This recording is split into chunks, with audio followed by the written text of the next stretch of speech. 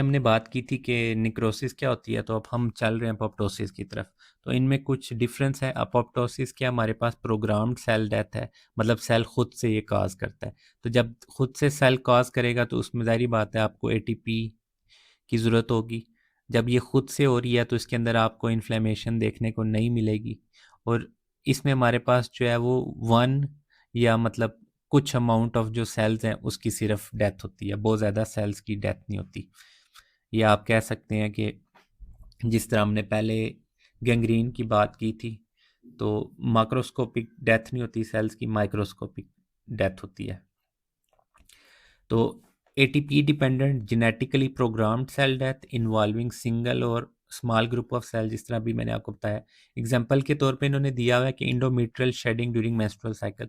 तो menstrual cycle के बीच में जो इंडोमेट्रियम हमारे पास शेड होती है फीमेल्स में, तो वो एग्जांपल है अपोप्टोसिस की। इसके अलावा removal of cells during embryogenesis.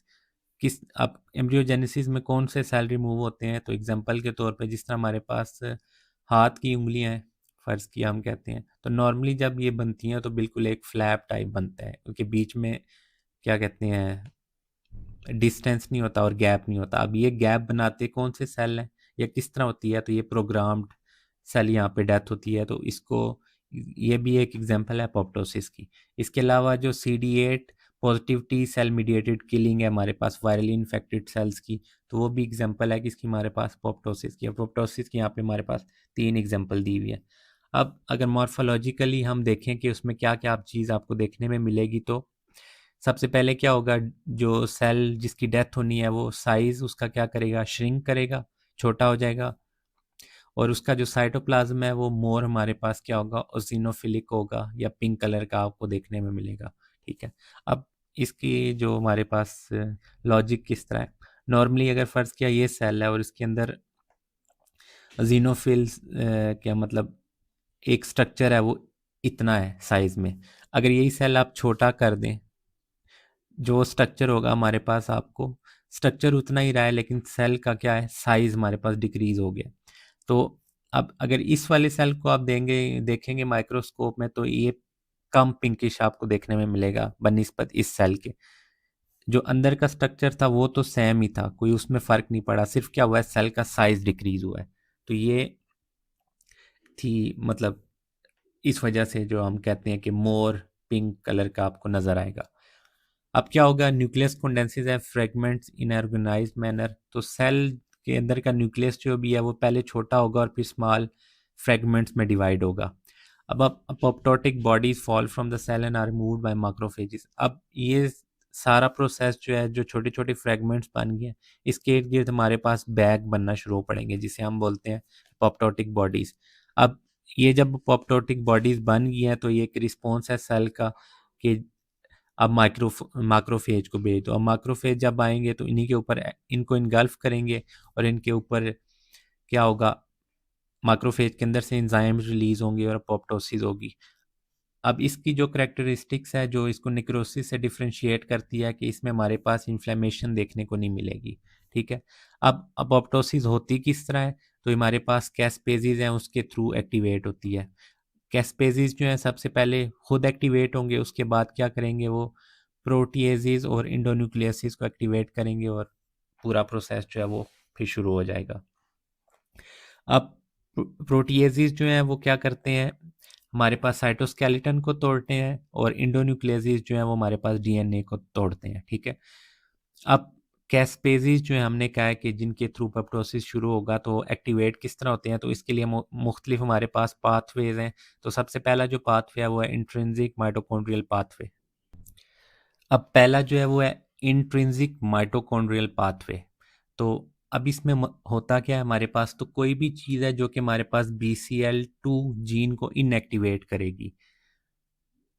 अब जब भी इनएक्टिवेशन होगी BCL2 जीन्स की, तो उसकी वजह से हमारे पास क्या होगा, साइटोक्रोम C जो है लीक करेगा माइटोकॉन्ड्रिया के मैट्रिक्स से निकल के वो साइटोप्लाज्म में आ जाएगा। अब जब साइटोक्रोम C साइटोप्लाज्म में आ गया तो वहाँ पे जाके वो क्या करेगा, कैस्पेजिस को एक्टिवेट करेगा। अब जब कैस्पेजिस हमारे पास यहाँ पे एक्टिवेट हो रहे हैं तो उसके बाद हमारे पास क्या होगा, अपोप्टोसिस का प्रोसेस शुरू हो जाएगा। तो सिर्फ पाथवे को स्टार्ट करने के लिए आपने क्या करना था, साइटोक्रोम सी को लेके आना था साइटोप्लाज्म के अंदर, ठीक है। अब वो आएगा किस तरह, बाय इनएक्टिवेशन ऑफ BCL2। अब BCL2 जीन जो है हमारे पास, उसकी इनएक्टिवेशन तीन तरह से एग्जाम्पल के तौर पे दी हुई हो सकती है। या तो सेल की इंजरी होगी, DNA का डैमेज होगा, या तो हार्मोनल स्टिमुलेशन जो है वो डिक्रीज होगी। अब ये तीनों चीज़ें जब होंगी तो उसकी वजह से BCL2 इनएक्टिवेट होगा।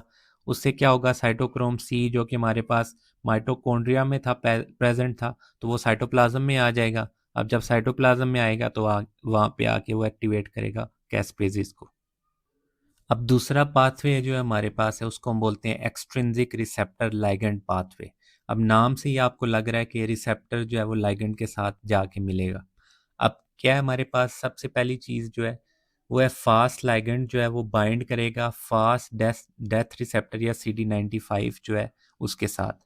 अब कोई भी सेल है जिसकी डेथ होनी है या अपोप्टोसिस के लिए उसको बॉडी तैयार कर रही है, तो उसके ऊपर अगर फास्ट लाइगेंड जाके अटैच कर जाएगा तो उसकी वजह से क्या होगा कि हमारे पास कैस्पेजिस जो हैं वो एक्टिवेट हो जाएंगे। जब कैस्पेजिस एक्टिवेट होंगे तो एट द एंड रिजल्ट हमारे पास क्या आपको देखने में मिलेगा, अपोप्टोसिस। इसी तरह जो दूसरी एग्जांपल है, उसमें हमारे पास क्या होता है, TNF जो है बाइंड करता है, TNF रिसेप्टर है जो हमारे पास कोई भी टारगेट सेल है उसके साथ, तो उसकी वजह से हमारे पास क्या होगी, कैस्पेसिस की एक्टिवेशन आपको देखने में मिलेगी। ठीक है, बहुत सिंपल सा है, सिर्फ क्या एक दो वर्ड्स आपको याद करने हैं। अब थर्ड एग्जांपल के तौर पे दिया हुआ है हमारे पास cytotoxic CD8 positive T cell mediated pathway. नाम से ही यहाँ पे आपको जाहिर हो रहा है। अब फर्ज किया ये हमारे पास सेल है जिसको हम कह रहे हैं टारगेट सेल है, कि इसको बॉडी ने क्या करना है, डिस्ट्रॉय करना है। तो CD8 पॉजिटिव T सेल सबसे पहले आएंगे इसके पास और ये अपने पास से रिलीज करेंगे परफोरिन्स। अब परफोरिन्स जब रिलीज करेंगे तो वो उनका क्या काम है कि वो सेल की मेम्ब्रेन के अंदर हमारे पास यहाँ पे पोर्स करना शुरू हो पड़ेंगे। अब जब पोर्स यहाँ पे बन गए हैं तो दूसरे नंबर पे जो इंजाइम रिलीज करेंगे उसे हम बोलते हैं ग्रेनजाइम। अब ग्रेनजाइम इन्हीं पोर्स के थ्रू होते होते अंदर हमारे पास साइटोप्लाज्म के अंदर आएगा और क्या करेगा, एक्टिवेट करेगा कैस्पेजिस को।